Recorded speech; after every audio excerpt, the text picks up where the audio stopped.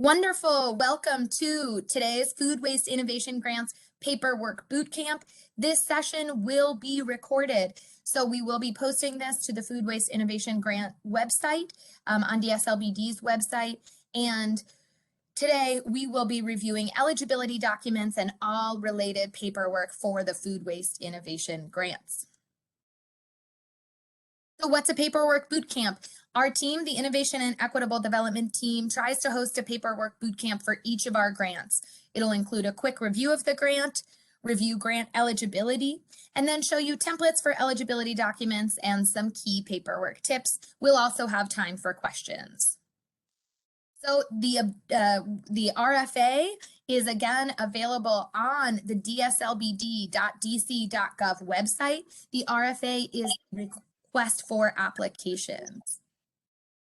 So it includes all 9 of these pieces, which includes our objectives, the online application. That link is only available in the RFA. We really want you to read the RFA before you apply. The deadlines, eligibility requirements, all allowed and disallowed use of funds, the application and selection process, the award information, the reporting requirements, and our legal reservations. All of this is available in that RFA. So now that we know what's in the RFA, the objectives, again, we shared this in the first information session. If you were not able to attend on Tuesday, we will be having another one live on next Wednesday, December 22nd. But you can also watch the recording again on dslbd.dc.gov. But to recap, the objectives of the grant is to support food businesses in the district reducing food waste. Why reduce food waste? Because it can cut food purchasing costs and waste disposal expenses for food businesses that we know are running on tight margins to begin with. Being more efficient with food can improve the viability of our food businesses. Plus, it's great for our city, reducing rodents, reducing carbon emissions, supporting the goals of Sustainable DC 2.0 and the Zero Waste Omnibus Act. And there will be future requirements for many food businesses to be doing organic separation, and we see these grants as a way to help businesses meet those future requirements. Plus, again, the current food waste impacts consumer-facing businesses like restaurants, caterers, and grocery stores represent 40% of the nation's food waste. Food waste collectively costs these businesses $54.7 billion annually. So looking even what it's costing DC and what it's costing each of your businesses or the businesses you work with, it is very significant. So 3 essential tips in applying for this grant. If you want those great food waste benefits, 3 essential tips to make this work for your business. Submit early for eligibility review. Our team does pre-eligibility reviews so that we can help businesses who are where perhaps this is your first grant that you're applying for, or you're not quite sure about what a document should look like. We run these boot camps and we do pre-eligibility review to help those businesses. We can only do that if you submit before the pre-eligibility review deadline. We will do that courtesy eligibility review, tell you if any of your documents are blocking you from eligibility, and you can see whether those are documents that you can get. And sometimes it's just the wrong piece of paper, but sometimes it is the wrong document. So we want to make sure that you can get that sorted out before the final deadline. Double check any number that you are putting into your application. Dates. Double check the dates of validity for your clean hands and the requirement for clean hands. Double check the date for your business license and make sure that it has not expired. All of those dates you should check. Again, the requirement is to have a valid clean hands after October 1st, 2021. Addresses. I apologize. You said to have a valid what again after October? Clean hands. And okay. We will talk more about the clean hand certificate when I show you what it looks like. Okay. The clean hand certificate is demonstrates that you do not owe that your business does not owe the district any money in terms of taxes, fees, or fines. So it demonstrates compliance, but it also demonstrates you don't owe the district any money. It's a requirement for almost every district grant because we cannot give funds to businesses that currently owe the district funds. So that's what the Clean Hands represents, and I'll show you what it's going to look like and how to get it in a moment. Your EIN number, that's your employee identification number. For most food businesses, whether you're operating as an LLC or a sole proprietor, you should have an EIN number. Those are free to receive from IRS.gov. You can get your EIN number for your business. You should have one if you have any business license, but it is possible to get a business license with your social security number. So we want to make sure you have an EIN number and that you're putting the right EIN number in. We do verify the number you've put into your application against the Clean Hands, the EIN number on your Clean Hands, to make sure that those are in alignment, that it is the Clean Hands for your particular organization. We have had people, or the district government has had applications that have falsified either piece of that. So we want to really double check and make sure that your EIN number is right and that you've put all the digits in the right place. Ditto for the business license number. We ask that to be able to verify in DCRA's system that your license is active. In both the application and the RFA, we link to scout.dcra.dc.gov. Scout is DCRA's licensing portal that allows anyone to verify the validity of a business license. That's how we check to make sure your business license is active, and you should double check when you put your number into our application that the number you're putting in is verifiable in Scout. Last but not least, do not wait for the last 24 hours to submit your application.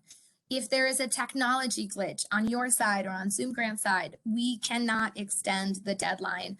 And again, the deadline is January 31st at 2 p.m. So do not wait for those last 24 hours. We do have a question asking deadline, which is the last date that we can guarantee an answer to questions on the grant. And so we really encourage you to make sure that you have submitted it. So whether you have technological questions or you have paperwork questions, that you can answer that in advance. Again, if you're already watching this video, you are likely ahead of the game because you are going to know the exact paperwork and documents you need. But those are my 3 essential tips for making sure that your paperwork is in order and that we can verify everything we need to. These are the biggest problems that we come into in terms of people not meeting eligibility in the pre-review, is that they have the dates are wrong, addresses are wrong, the EIN number or license number is wrong, and then simply people who wait until the last minute and have a problem we could have addressed in pre-eligibility review. So again, that timing work. So the same application, through one application, businesses can apply for 3 programs within this Food Waste Innovation Grant: a virtual or in-person food waste assessment, Compost Credit, which is $1,000 towards the value of composting for your business. For many small businesses, that will cover 6 months of free composting for you to see if it works for you, to see how much it can save you on your waste collection, the rest of your waste hauling fees, and at no risk to you financially.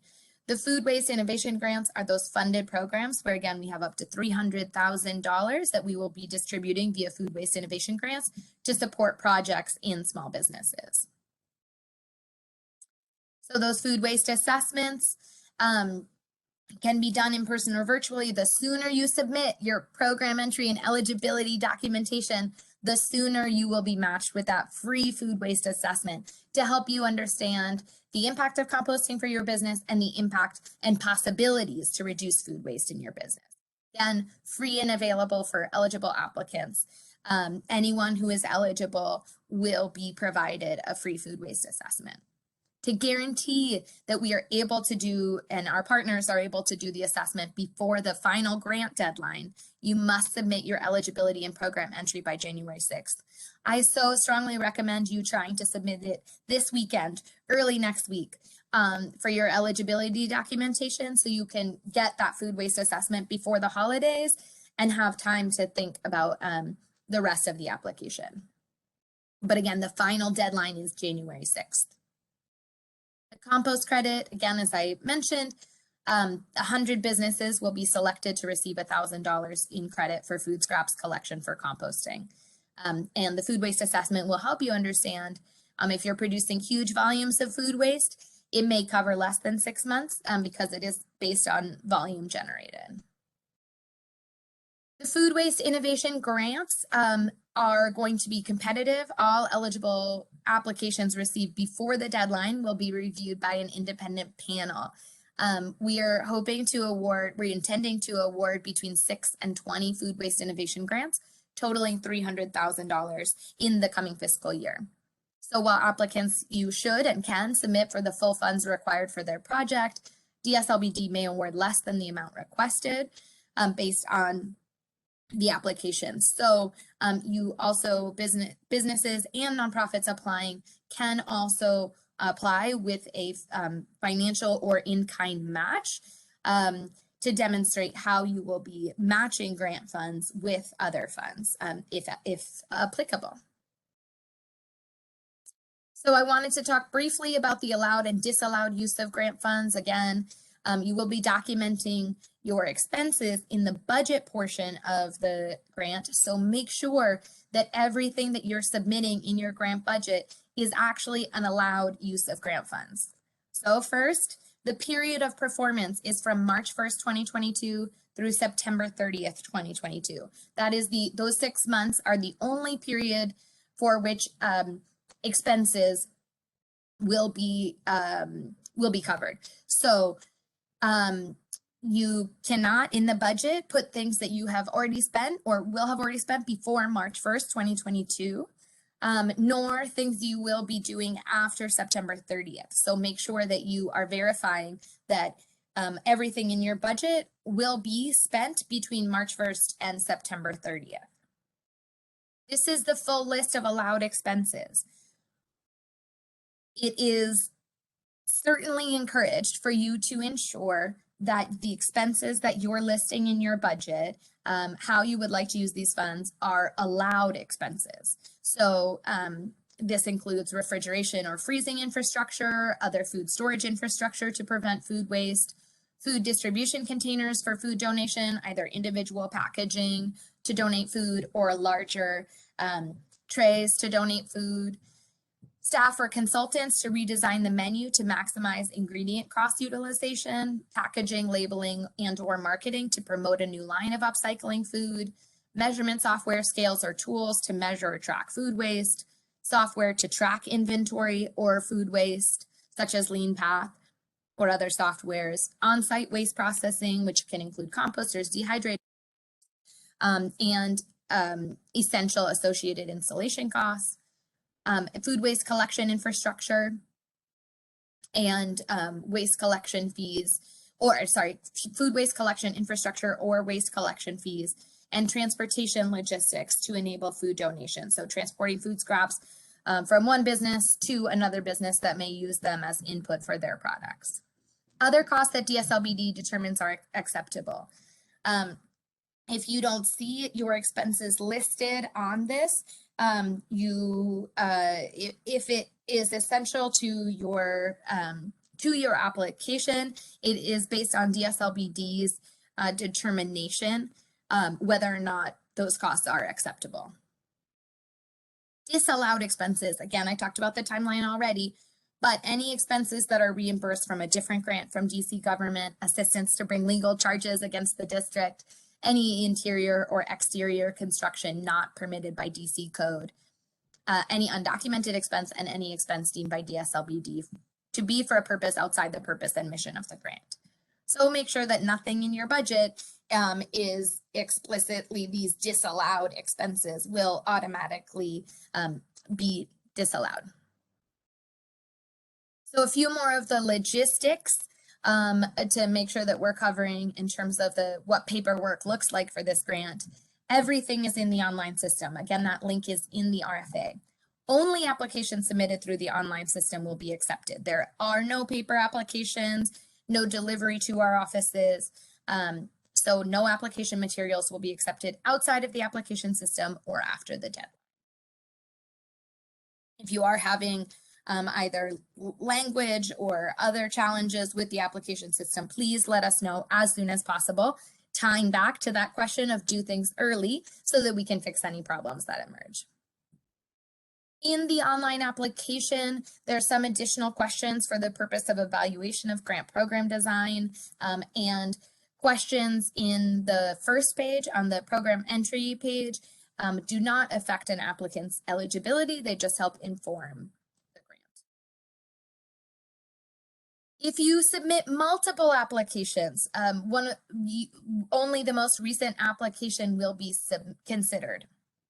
That's for each business or group of businesses applying. A business can apply individually and also apply in a coalition, but for each group applying, only the most recent application will be submitted. Only the most recent application submitted will be considered. So with Zoom Grants, the platform that we use, you with your login that you set up, make sure you write down that password or secure it somewhere, because you with your login and password will be able to go in and edit until submitted. And if you do the eligibility pre-review, we deem that you are not yet eligible, we can reopen it up for you to make those edits and resubmit. So make sure that you are in the online application system, making sure that you know how to log back in. One more time, it's recommended that applications are submitted at least 24 to 48 hours before the final deadline. We will not accept late applications for any reason. Sooner you get started, the better, to account for anything else that may come up in the meantime. So these deadlines, to the final deadline for waste assessment is January 5th, 2022. That eligibility pre-review deadline 1 week later on January 12th. The ask questions deadline 2 weeks later on January 26th at 2 p.m. Eastern. That's the deadline by which we will not answer any, we cannot guarantee to answer questions received after January 26th. The final application submission deadline is January 31st, 2022 at 2 p.m. Eastern. So with that in mind, we're going to get into the eligibility requirements and the eligibility documents. Any questions on what I've covered so far on the grant and the online application process? Is there going to be, say if we need help with getting the paperwork together? So is there anyone like, say like you were saying earlier about the clean hands and stuff? I have my business license and my up-to-date insurance and stuff, but I think I might need to get my up-to-date clean hands. Will you all help us obtain it, or we have to go prior through the process by ourselves? That's a great question. So DSLBD does not administer the clean hands process, and we do in the application have the details about how to get it. That said, if you have any problems getting your clean hands license or going through that process, you can contact a number of organizations, DCRA, the Office of Tax and Revenue. You'll find out why you are not in compliance for clean hands. And that organization is the best to contact. That said, the Innovation and Equitable Development Team, we cannot answer any questions about the details of your application in terms of the narrative or other things like that. If there is a paperwork question, if you're having a problem getting your clean hands, that is something that you can contact InnoEd, inno.ed@dc.gov, or come to our drop-in office hours at the MLK Library Wednesdays 10 a.m. to 4 p.m.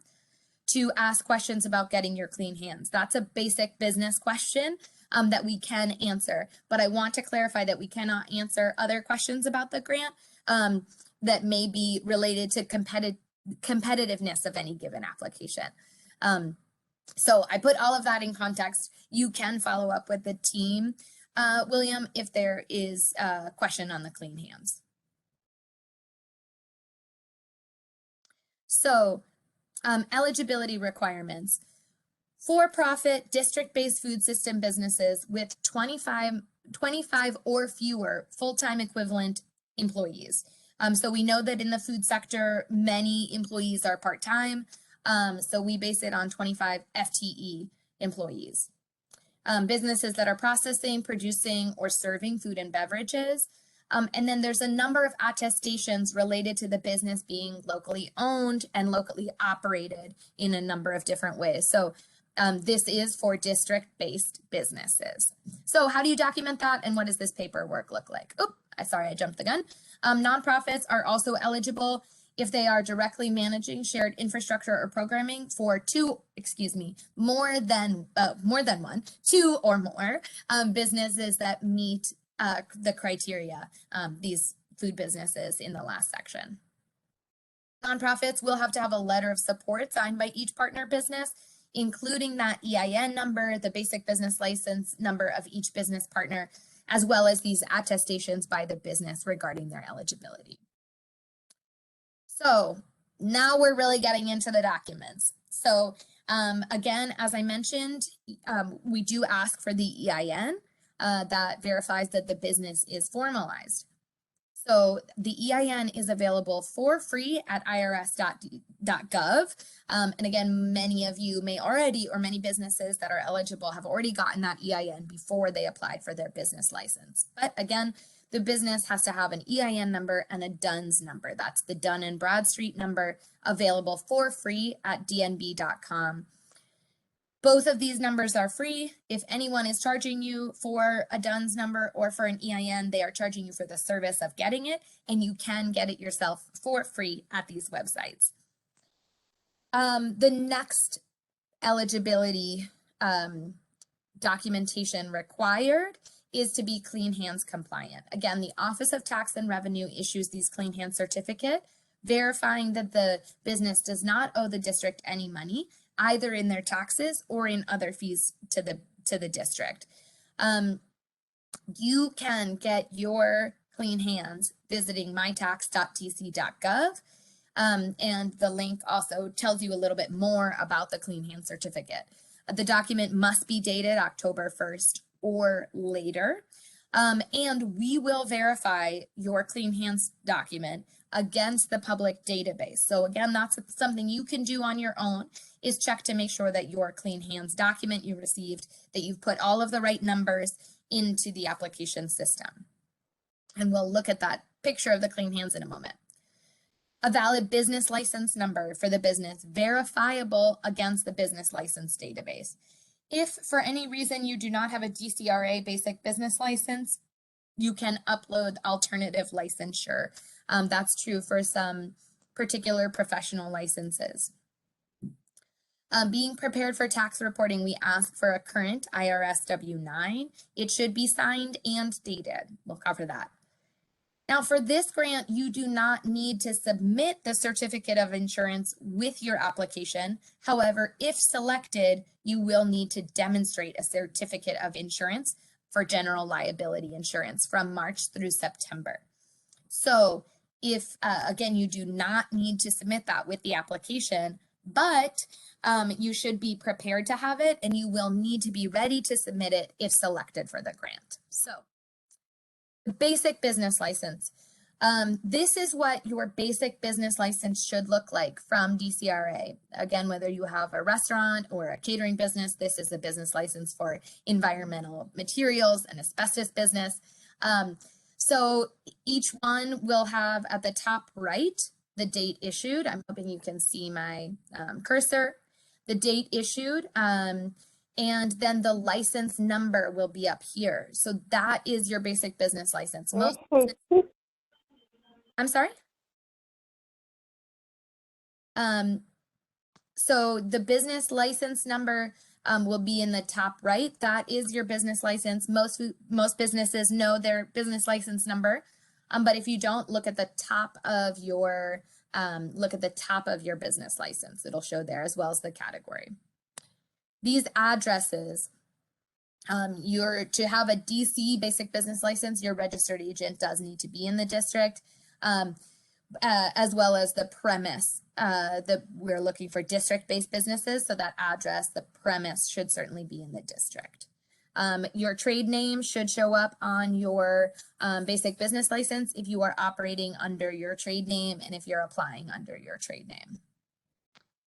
Any questions on the basic business license? It is not required to upload this unless you have an alternative license, but I did want to show where to find your business license number. Does anyone have a question about finding your basic business license or your business license number? Okay, you're welcome to drop questions into the chat as we go through the next document. The certificate of clean hands. Again, this is where many businesses get held up. So this is what the full certificate of clean hands looks like for everyone. Pieces that we will be looking at particularly. The date of notice.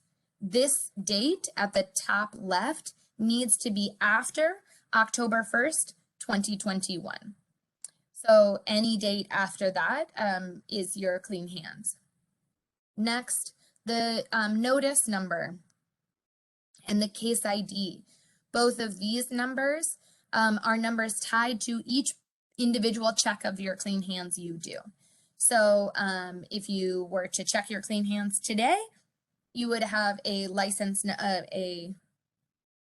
this top number is what will show up individually for that check.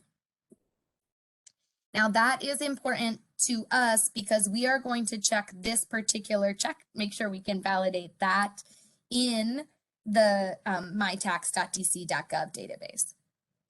Now your employee ID number also shows up on this form. This verifies that this is actually your business's clean hands and not the clean hands from another business that anyone has put their name on. Again, something that has happened in district government grant applications. So the EIN number, we check against the EIN in your application. And so it is important to make sure that the right EIN number is showing up there. I am going to mute everyone. I will unmute at the end for questions. So now your business name and main address will be showing up here. If you've changed your mailing address during COVID, which many people had when businesses were closed, you may have a personal address here. We are currently not going to be verifying that that is the same address, but please double check when you're applying for other grants with the district. Sometimes that can be something that is tied to eligibility. We will be checking for what is in bold and red, the business name, the date, your federal EIN number, and these three numbers here, the case ID, the notice number, and the FEIN number.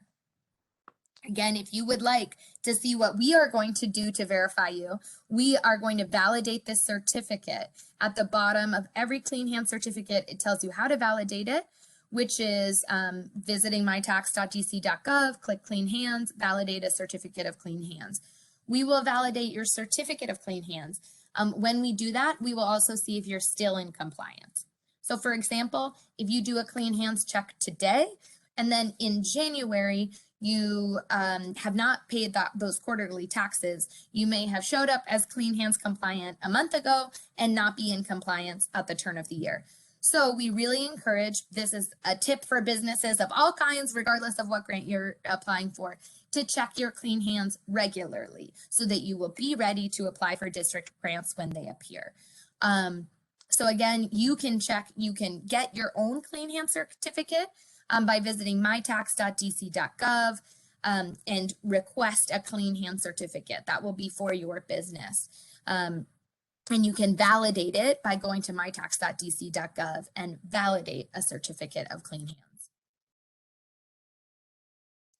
So this is zoomed in a little bit more. Again, the top is where all of the information we will be checking is.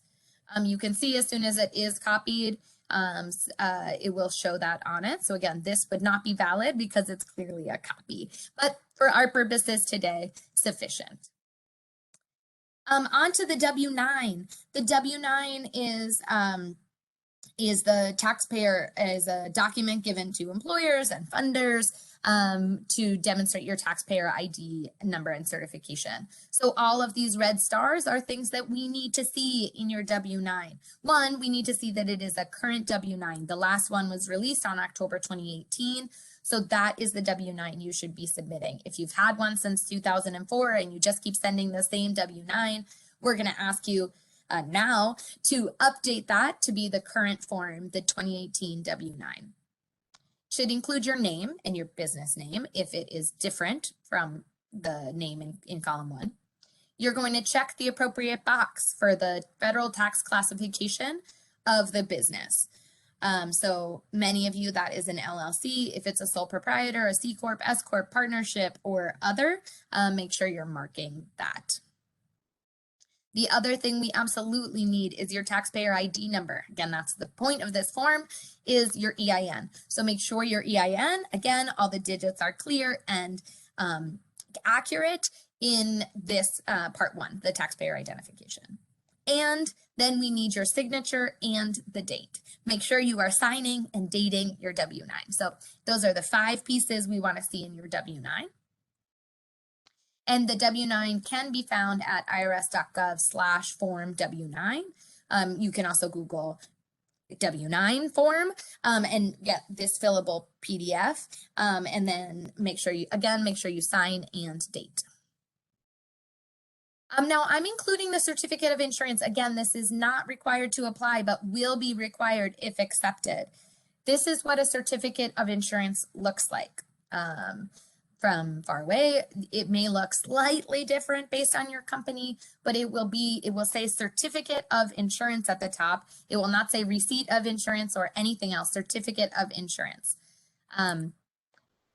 So key things that needs to have your business's name and your business's address of operations, general liability checked, effective date and expiration date that will cover the period of performance from March to October. So again, if you are selected for this, we will be asking for this certificate of insurance. So while doing this paperwork bootcamp, I wanted to just include these 2 pages. Again, it will need to be effective from that period of performance. If you have other insurances that are required and are from the same company, your certificate of insurance should show those as well. So that might be automobile liability, umbrella liability, and workers' compensation. And depending on, as we talked about in the information session, depending on exactly what your food waste innovation grant includes, you may need to include workers' compensation or vehicle insurance if you are doing vehicular transportation in the grant itself. So that is the paperwork section of this paperwork bootcamp, and we're going to talk through briefly the attestations. Does anyone have any questions about the paperwork? I am going to unmute our phone user. If you have any questions, we'll take a moment here.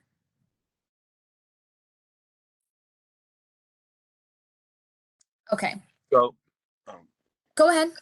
This me William from Marty's. So basically we need the EIN number, business license, and good standings with our clean hands insurance. Do we have to have any tax records or anything? You don't need to submit your tax records. You just need to submit the certificate of clean hands. And the certificate of clean hands is different than the certificate of good standing. Yes. So make sure that the certificate of clean hands comes from the Office of Tax and Revenue. Again, you go to mytax.dc.gov, log in the same way you do with any of the tax work you're doing with the DC Office of Tax and Revenue. If you do not yet have an account with mytax.dc.gov, you will be asked to set one up in order to get the certificate of clean hands for your business. Another clarification, it should be for your business. So again, the things we check, that business name. If you are running an LLC and you are getting your personal certificate of clean hands, that will not be sufficient for us. We want to see the business's certificate of clean hands.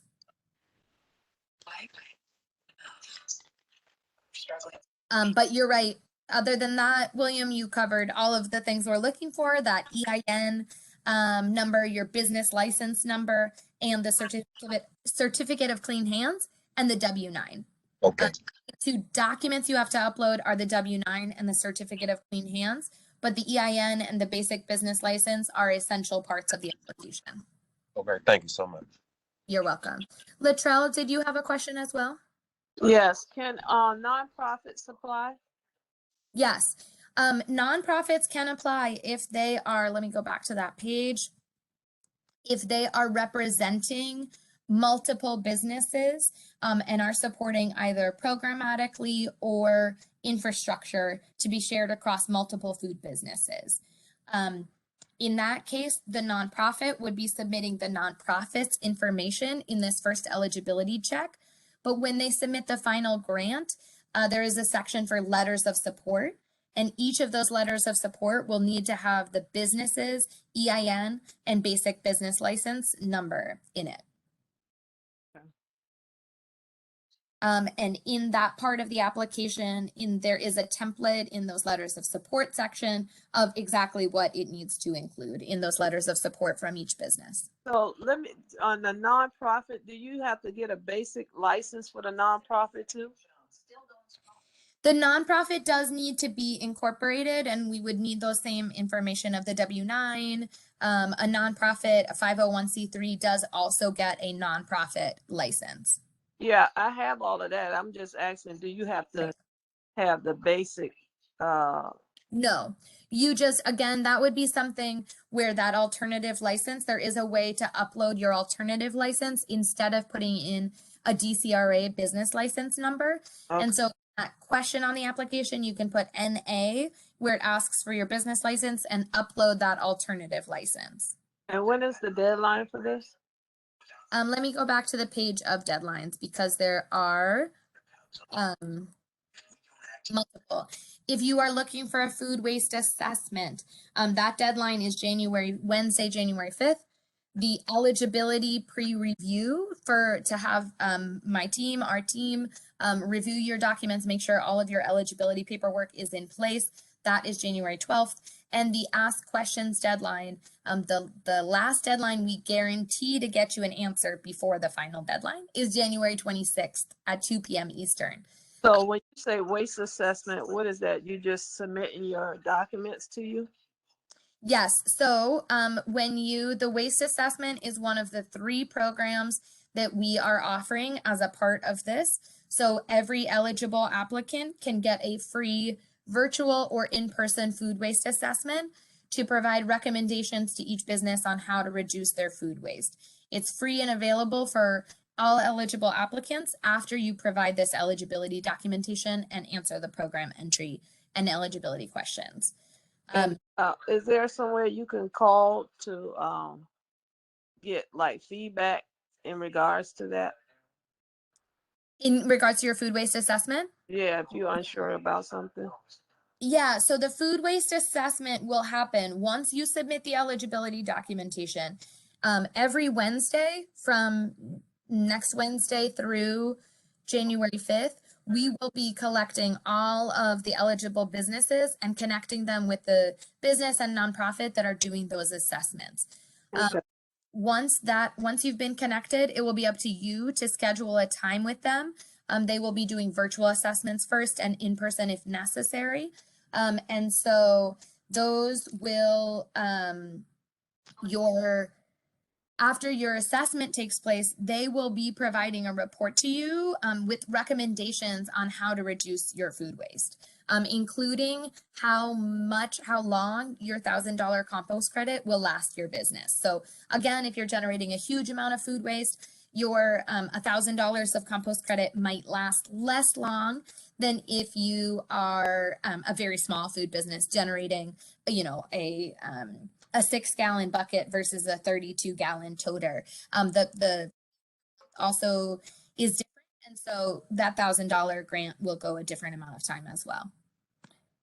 Okay. Yep. So coming back to that, I had one question. go ahead, William. Is is there a certain amount we could apply for, or is it a certain max?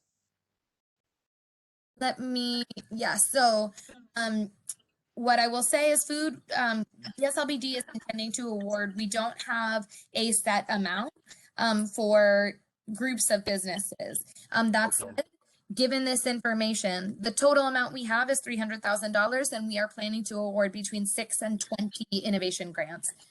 Awards larger than $1,000 will be considered for projects with 2 or more businesses collaborating. So if there are multiple businesses collaborating either with a nonprofit or with one lead business, we will be looking at larger grants for those collaborative partner projects.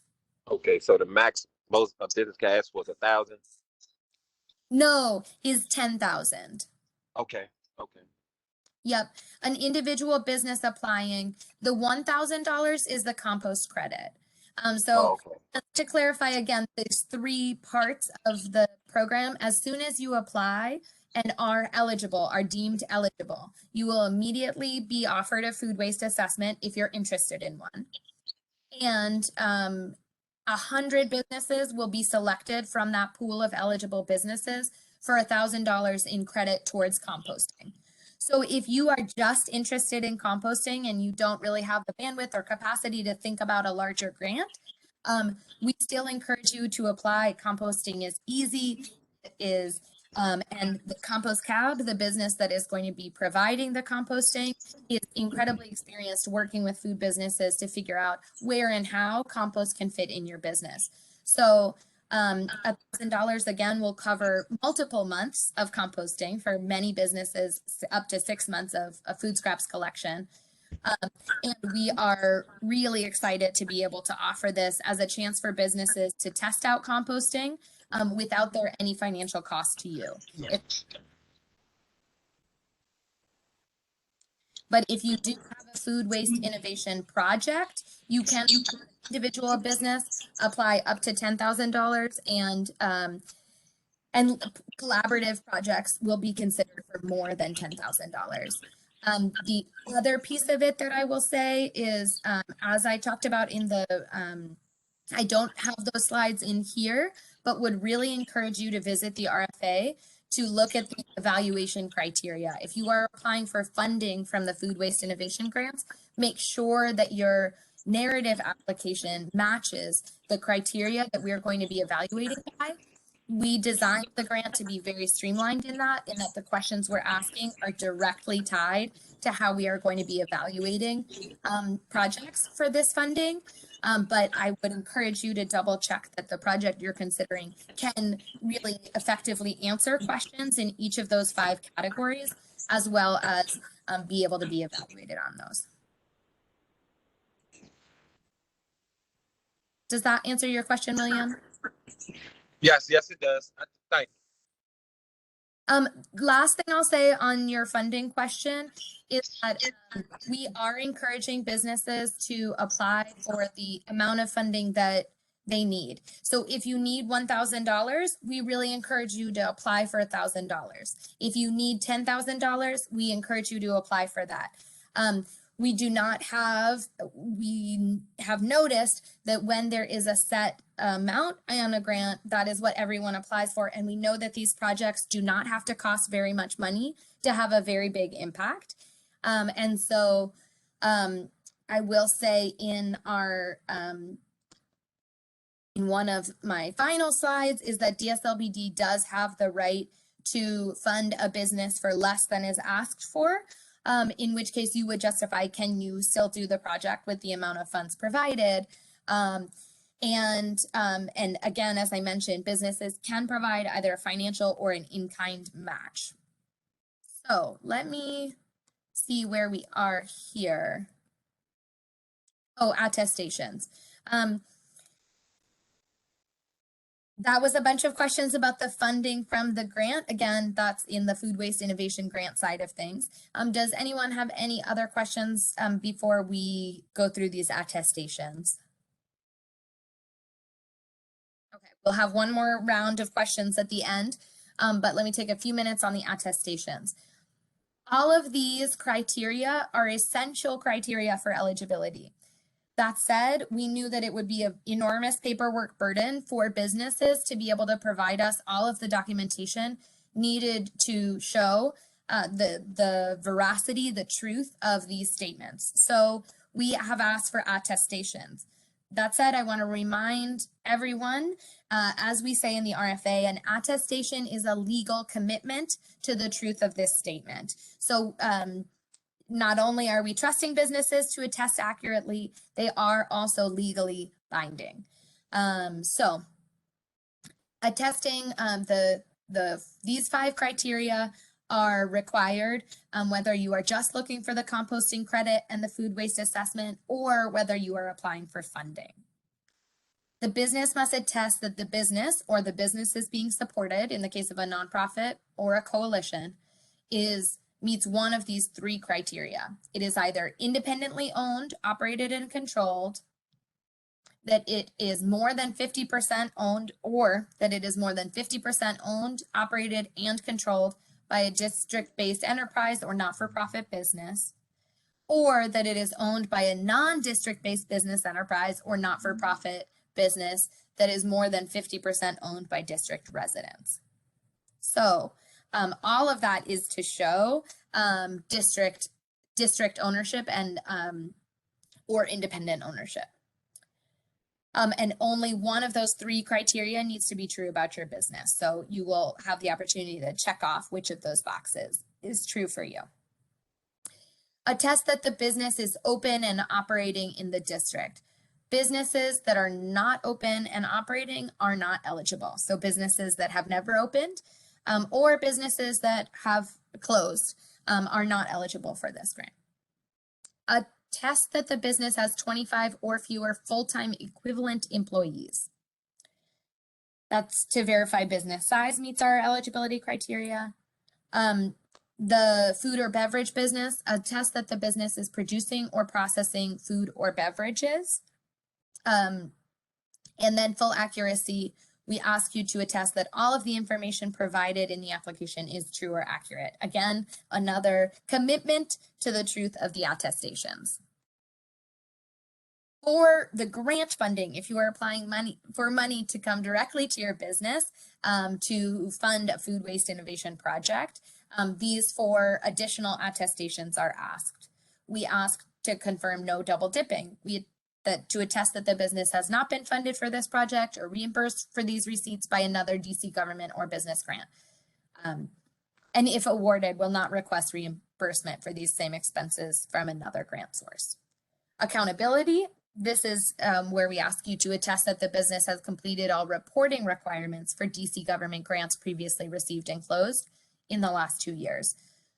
Failure to complete reporting for previous DSLBD direct to small business grant rounds will result in disqualification from this grant round. It is also a reminder that your reporting will be required from this grant. Very light reporting, and that is listed in the RFA, but that the accountability does track from grant to grant. Can receive electronic funds. We ask that you attest that the business has a business bank account that can receive an electronic funds transfer if awarded the grant. And this is a encouragement that businesses should have separate bank accounts from personal accounts. Again, whether you apply for this grant or not, just an excellent tip that you should have a separate bank account from your personal account for your business. And then again, we ask you to attest for full accuracy that all information provided in the application is true and accurate, both about these attestations and the other questions you'll be answering in the narrative program description. So those are the attestations in the grant. So some legal disclaimers. Funding for any award is contingent on available funding. If anything changes to DSLBD's funding, that will also affect funding for any awards.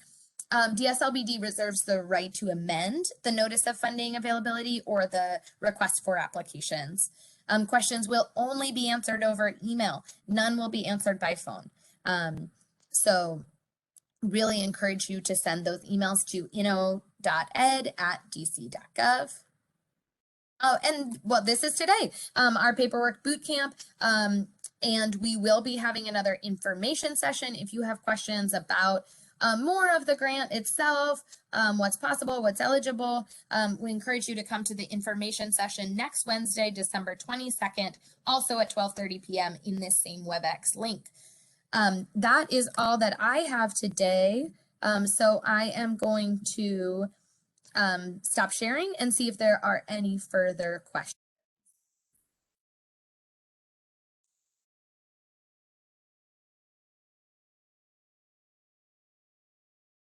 I know you kind of guy. I know you know a little bit about some of our businesses and stuff. So say if someone was, I speak for myself. So say if I want to apply, do you think my business might qualify for it? I'm not saying that you can tell me yes or no, but I do catering. I necessarily I don't know about how I will tie the waste pod into that. I do fish fries and stuff on site, so I might need to purchase a I keep forgetting the name of it that you dump the old oil and stuff into, and a deep freezer. So I just didn't know what qualifications do if my catering business qualify for dealing with waste and things of that sort. I can't speak to the competitiveness of any individual business, but I heard in there some more general questions, William, that I'm happy to answer. In terms of the type of business, whether you are a caterer or a restaurant, whether you are a food manufacturer or a cafe, we define food businesses as any business that is producing, processing, or serving food on site. Okay. Caterers are eligible. In terms of the question regarding, I know that for many businesses, food waste is not something that they have thought a lot about. That's why we encourage businesses to apply as soon as possible with their eligibility documentation, so you can get a food waste assessment and speak with a food waste professional about what are some possibilities that might be relevant for your business to reduce food waste. We often don't notice the food we are throwing away until our attention is drawn to it. That is one of the purposes of this grant. And so we will, so again, that's one of the reasons why the composting credit is also for businesses that are just getting started an option, because we know and have seen in many other cities and in other pilot programs in DC, as soon as businesses start seeing what you are throwing away, the same way you might in a food waste assessment, and you can start to think about creative solutions. I am, given your question, going to pull up our presentation from the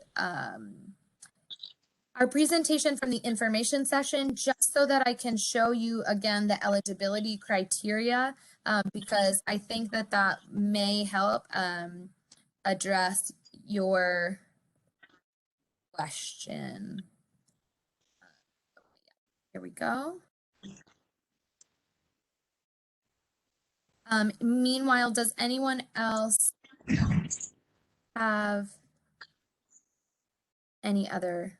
Well, let me share this now that it's up. I hope you can see now. Selection process. The selection process for the food waste assessment will be based on lottery. And so any eligible business will be entered into a lottery that will run in 3 rounds. First for applications from rodent hotspots, then in a ward-based lottery system, selecting equal numbers from each ward, and then in a citywide lottery. So the food waste innovation grants, if you're applying for funding, these are the 5 criteria. Again, all of the questions in the application map to this criteria. And so, and these are the 5 criteria that projects will be evaluated based on. Are the goals reasonable and achievable in the time available? How will the project make the most of food on site, divert edible food to people, and or keep food waste out of the landfill? The third part, what is the community impact of the project in terms of benefits for residents and reduction of rodents and other pests? Does the project demonstrate an efficient use of funds? Does this project leverage available funds and in-kind match effectively? How is this project innovative? How does it add on to or build from what is already happening in the business and in the community and or in the district as a whole? So Again, I unfortunately can't speak to any specific proposal or idea, William, but I think that whatever idea you have for addressing food waste in a way that is reasonable and achievable in the time available, that is making the most of food through processing on site, food donations, and diverting edible food to people, and keeping food waste out of the landfill or other negative places. And then that is creating a positive community impact, either in many different ways. We list residents and rodents. And is it an efficient use of funds and an innovative use of funds? Each of these scoring criteria are weighted equally. So you can, as you're submitting your application, think through and make sure that you are speaking to all 5 pieces of that, and think about how you might be balancing between all of those.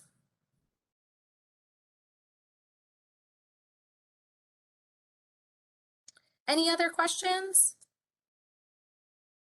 I'm going to try to unmute our phone caller. I have sent you a request to unmute, but you will have to unmute from your side to our 240 call-in user.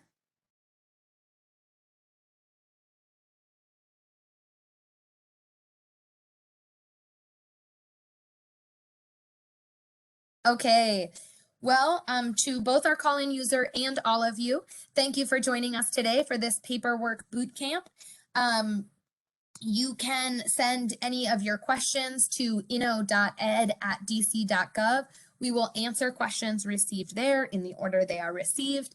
And the auto reply from our inbox also includes links to the Food Waste Innovation Grant website.